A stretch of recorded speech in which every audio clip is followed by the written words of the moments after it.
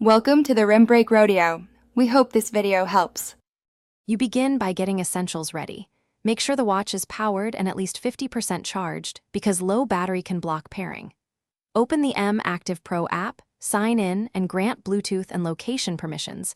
The app needs both to discover devices. Once done, put the watch in pairing mode, press and hold the side button until the pairing indicator appears, because the app will only list devices actively advertising. Now, move to your phone to select the watch in the app. You now pair the devices. In Mactivepro, locate the watch name in the device list and tap it. The app will display a PIN, compare it to the number on the watch and confirm on both sides. This prevents accidental connections. After pairing, the app requests permissions for notifications and health data. Accept them if you want full functionality, since the watch relies on these for alerts and activity syncing. Once permissions are granted, the app may download firmware or profiles. Let that finish by syncing your preferences. Choose watch faces, set time zone, and confirm profile details so metrics are accurate.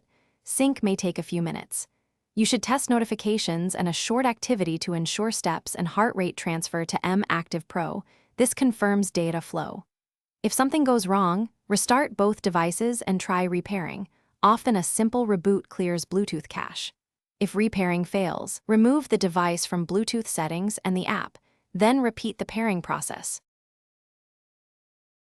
Thanks for watching. Consider subscribing if we helped you.